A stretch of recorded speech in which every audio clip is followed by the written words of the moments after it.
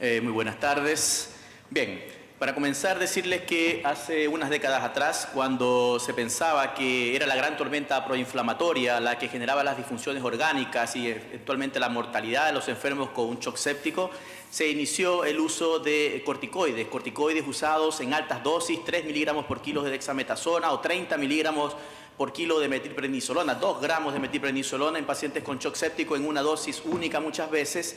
Y la verdad es que entre la década del 60 y el 80 varios estudios no lograron mostrar beneficio en forma consistente. De hecho, un metaanálisis en el año 95 mostraba que no solo que podrían no ser benéficos, sino incluso incrementar la mortalidad en algunos enfermos con infecciones no controladas. Así es que parecía que todo estaba dicho y que se había acabado la época de los corticoides, pero como ustedes ya saben, la ley del péndulo, nuevamente a finales de la década de los 90, en el año 98 y 99 aparecen 2 estudios, uno francés y alemán, de un pequeño número de pacientes, 40 cada uno, en que con un paradigma distinto, pensando ya no en bajar toda esa tormenta proinflamatoria, sino que más bien en utilizar dosis como de estrés para estos pacientes, para tratar de suplementar una carencia relativa de cortisol circulante, consiguen tener una menor tiempo de shock o menor uso de catecolaminas y eventualmente una tendencia hacia reducción de mortalidad, pero eran estudios pequeños, obviamente no concluyentes. Así es que en el año 2002 se publica un estudio francés liderado por el doctor Digili Anane, un estudio monocéntrico en enfermos con shock séptico. Vale decir que estos pacientes eran enfermos muy graves, todos con altas dosis de drogas vasoactivas, todos en ventilación mecánica, todos con hiperlactatemia. Y en estos enfermos se usan esquemas de hidrocortisona, 50 miligramos cada 6 horas, más fludrocortisona, 50 microgramos al día por 7 días consecutivos y se suspende. El endpoint primario del estudio era mortalidad 28 días. Estos autores además quisieron objetivar esta deficiencia de cortisol relativa y desarrollaron un test de estimulación con ACTH y pudieron definir 2 poblaciones, aquellos que tenían una respuesta adecuada a la estimulación o que no tenían insuficiencia y aquellos que presentaban esta insuficiencia relativa. La verdad es que este estudio fue prometedor, cerca de 300 pacientes, si ustedes ven ahí en el primer gráfico, ¿no es cierto?, a su izquierda está el grupo de enfermos que tenían o presentaban esta insuficiencia y en estos enfermos se veía un beneficio notable en términos de mortalidad. Había que tratar a 7 pacientes para salvar una vida. No obstante, en el grupo que no tenía este problema, las curvas se cruzaban y eso generaba algún ruido.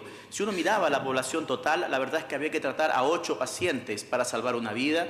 Dado por 7 días, no generó, y en estas dosis, más infecciones nosocomiales y hubo también menor tiempo de uso de drogas vasoactivas. Pero era un estudio monocéntrico, ¿no es cierto? Se planteó que los corticoides podían actuar a través de diferentes vías, no solamente suplementar esta insuficiencia, sino que también sensibilizar a los receptores beta-adrenérgicos y también modular la respuesta inflamatoria que presentaban estos pacientes y que de ahí podía derivar su beneficio. Pero para corroborar estos datos, se llevó adelante un estudio multicéntrico en Europa, un estudio que pretendía reclutar 800 pacientes, pero que solo pudo reclutar 499. Este estudio también tenía como endpoint primario mortalidad a 28 días.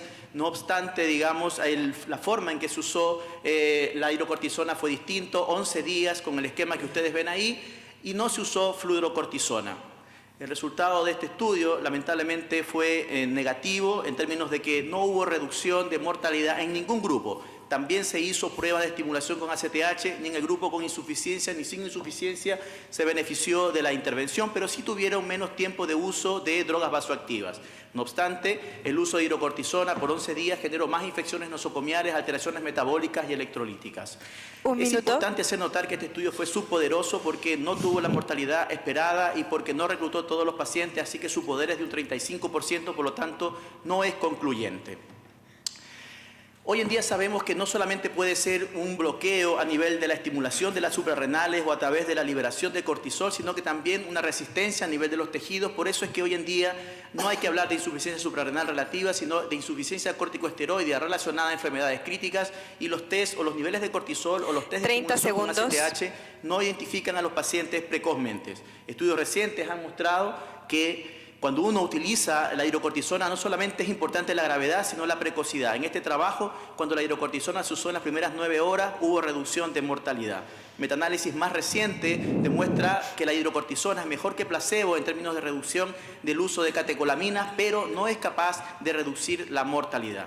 Como es capaz de reducir las catecolaminas, otros autores han planteado que a lo mejor podría incluso evitar que los pacientes desarrollen un shock séptico, y este es el high press publicado el año pasado, que lamentablemente no pudo mostrar un beneficio en términos de que los enfermos usando hidrocortisona tuvieran menos desarrollo de shock séptico. Por lo tanto, la recomendación actual de la Survival Sepsis Campaign es usar hidrocortisona, suplementación de 200 miligramos solo en enfermos con shock séptico que se mantenga grave, digamos, a pesar de la reanimación con fluidos y drogas vasoactivas, no usar cortisol ni test de ACTH. No obstante, como avant premier, digamos, en Bruselas, este año en marzo de 2017 se presentaron los resultados del APPROACH, que es un estudio con 1.240 pacientes, el más grande realizado, que usa hidrocortisona y fluorocortisona y mostró un beneficio en mortalidad a 90 días, pero el estudio aún no está publicado para poder analizarlo en profundidad. Muchas gracias.